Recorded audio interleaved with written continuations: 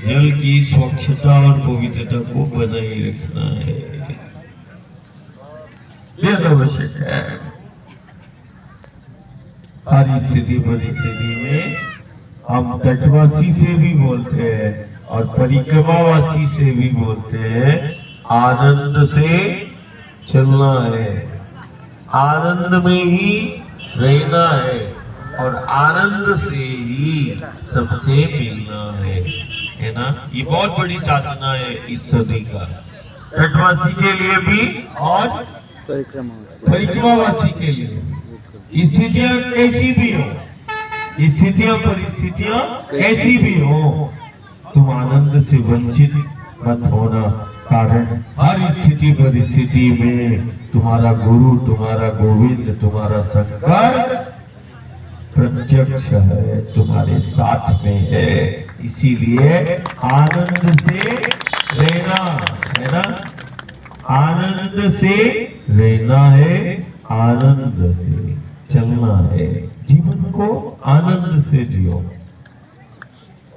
आनंद में रहो, आनंद से चलो और आनंद से ही अपनों से, परिवार से, समाज से मिलो, आनंद से रहो, है ना। देखो हमें कितना जिसका द्वार मिला है नर्मदा मैया का, हम निशब्द है। एक ऐसी महाशक्ति जिसका दर्शन, मात्र दर्शन, दर्शन मात्र से जीव का कल्याण कर देती है। ऐसी भोली भाली मैया का द्वार हमें मिला है, जिसका दर्शन देवताओं को भी दुर्लभ है। देखो हमें कितनी सहजता से प्राप्त है, बहुत सहजता से प्राप्त है। जिसके पथ पर चलना साधना कहलाती है और बैठे तो उपासना हो जाती है। केवल और केवल एक नर्मदा का पथ है जहां चलना साधना कहलाती है। जो भी जिस भाव से चला है उसको मिला है, जो जिस भाव से चला है।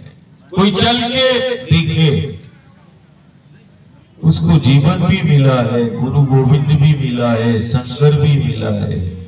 जहां चलना साधना है, मात्र चलना साधना है। और ऐसा पथ जिसके पग पग पर तीर्थ है, पग पग पर तीर्थ है और पल पल पर हो परमात्मा हो, ईश्वर है, तुम्हारा शंकर है। जिसके पग पग पर तीर्थ है और हर पल हर क्षण जहां रहता शंकर है, गुरु है, गोविंद है, वो नर्मदा का पथ है। उस पथ पर की गई सेवा, साधना, जप, तप अक्षय है, व्यर्थ नहीं हो सकती। जो नर्मदा के तट पर ध्यान साधना या सेवा जो करता है, उसकी सेवा, ध्यान, साधना कभी व्यर्थ नहीं होती है।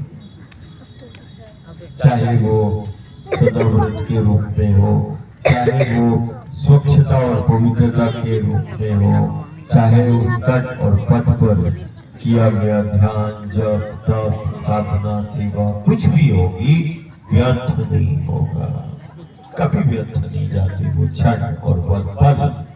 जब हम नर्मदा के तट और पथ पर हम कुछ क्षण कुछ पल व्यतीत करते हैं, तो हम रोज कहते हैं कि परिक्रमावासी के लिए और तटवासी के लिए, ठीक वैसे ही जैसे ब्रजवासी को वृंदावन ठाकुर जी का ब्रजवासी बहुत प्रिय है, ब्रजवासी अति प्रिय है ठाकुर को, गोविंद को, और ब्रज की माटी भी प्रिय है। ऐसा अभी हम यमुना के तट और पथ पर थे तो सभी ब्रजवासी और साधु संत महात्मा बोलते हैं कि ब्रजवासी अति प्रिय है गोविंद को। तो जिस प्रकार ब्रजवासी अति प्रिय है गोविंद को, वैसे नर्मदा के तट का वासी और परिक्रमावासी शंकर को अति प्रिय है ना? बहुत प्रिय।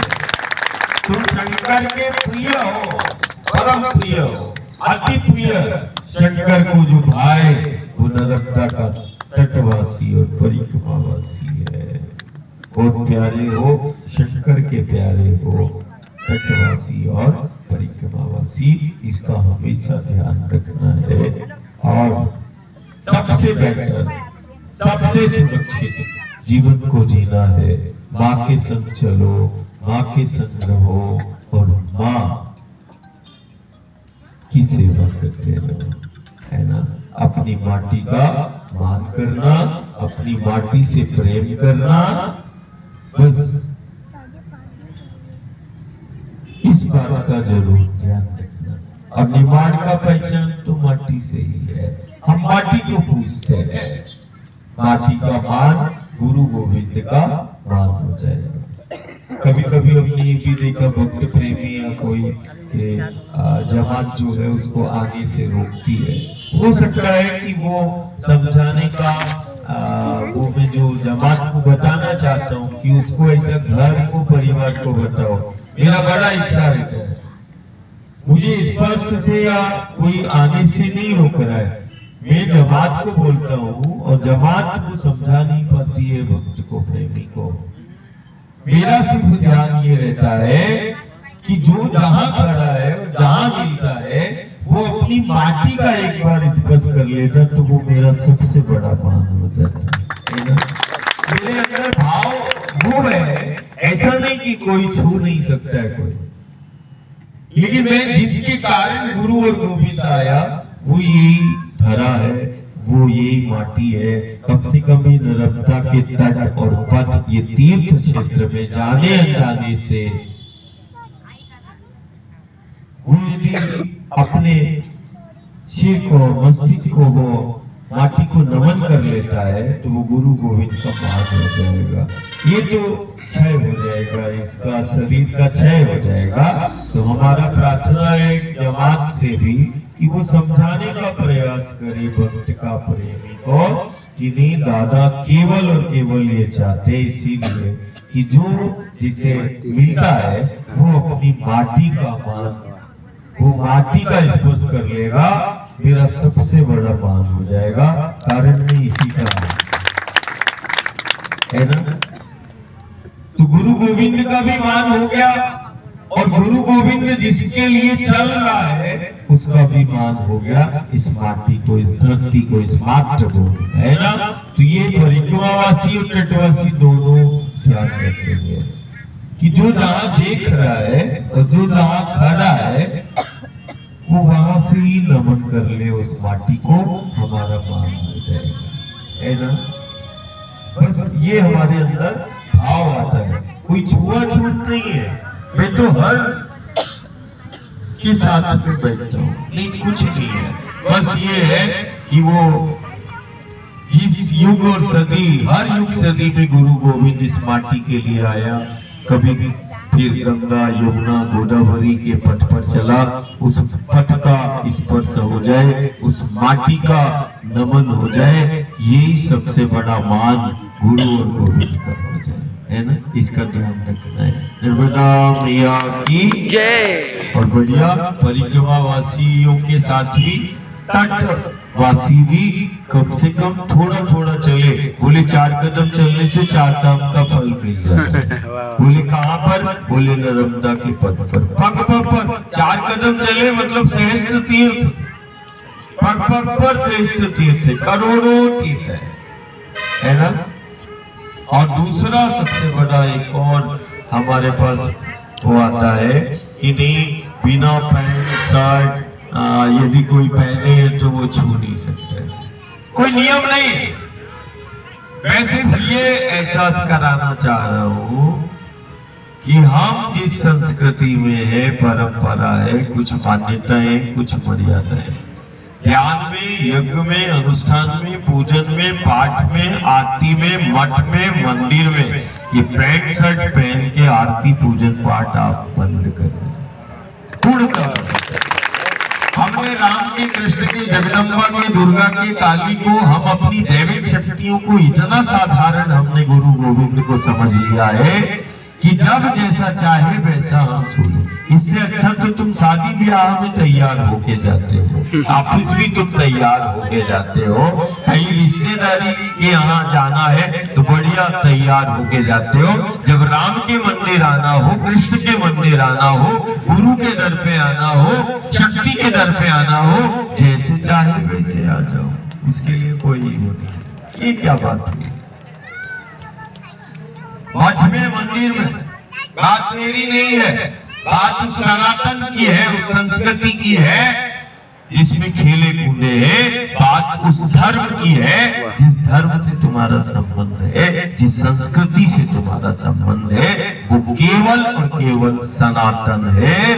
वो धर्म मानव द्वारा निर्मित नहीं है कोई व्यवस्था हमारे पास। हमारी संस्कृति या हमारी परंपरा किसी की दी हुई नहीं है, वो देव संस्कृति है, वो स्वतः ही प्रकट होती है ना।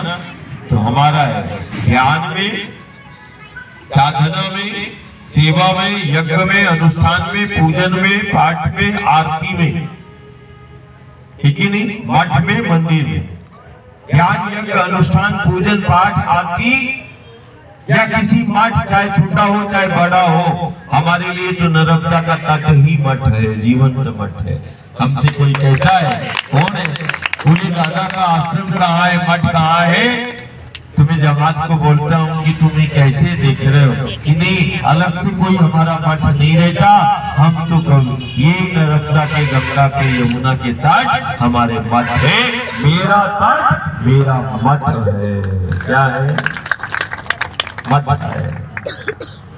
नर्मदा का तट हो, गोदावरी का तट हो, कावेरी का तट हो, यमुना जी का तट हो, ये तट ही गुरु गोविंद के जीवंत मठ रहे हैं और कलयुग के अंत तक रहेंगे।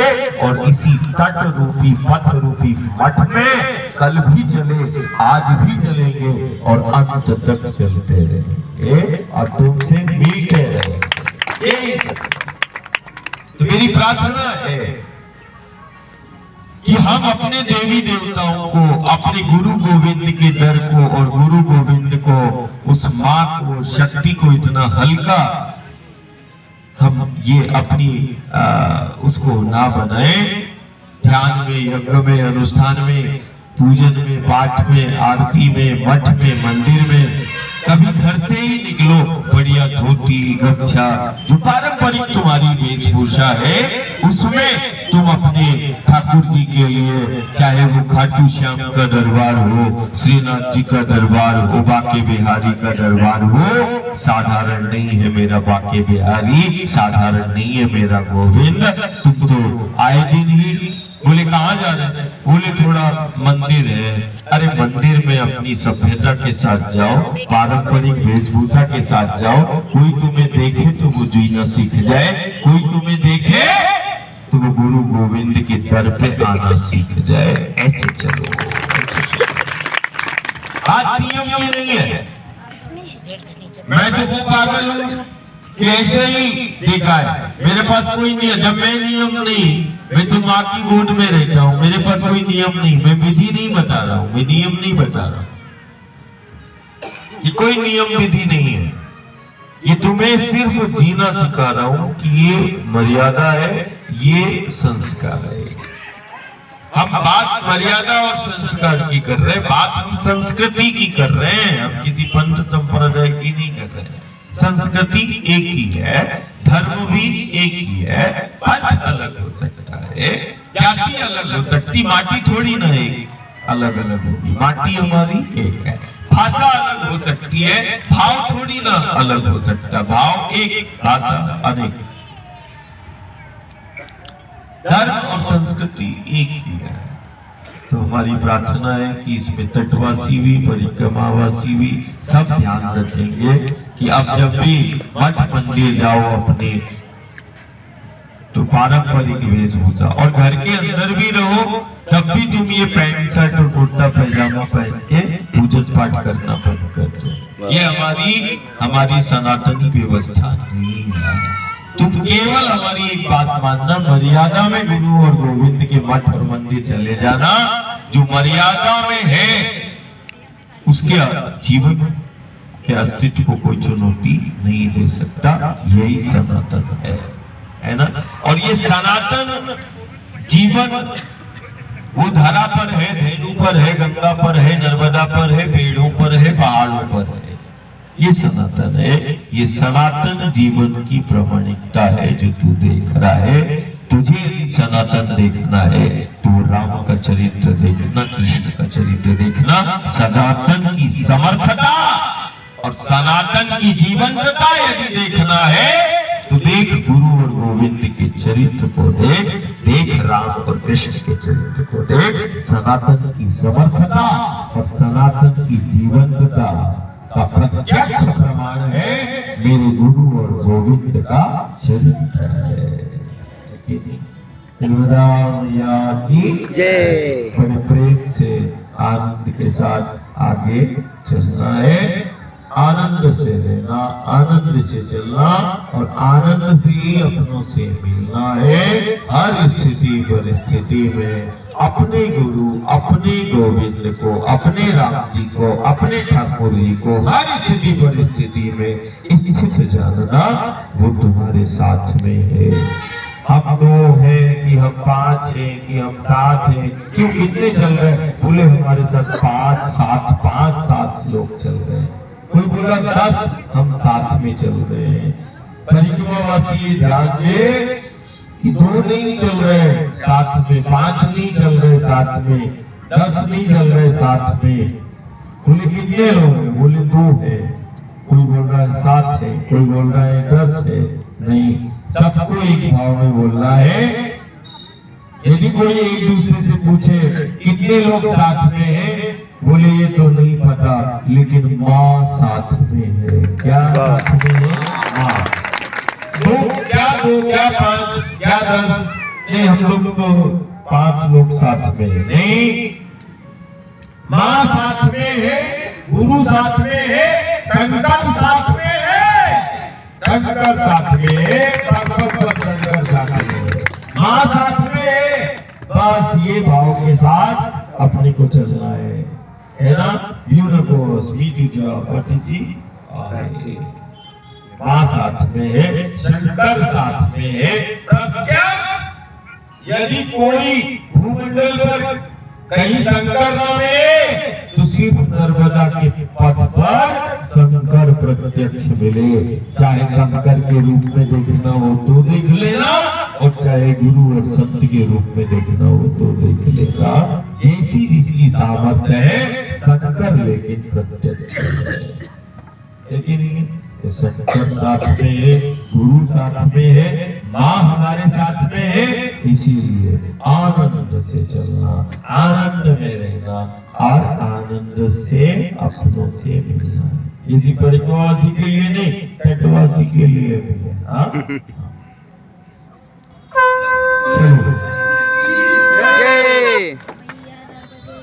जय हर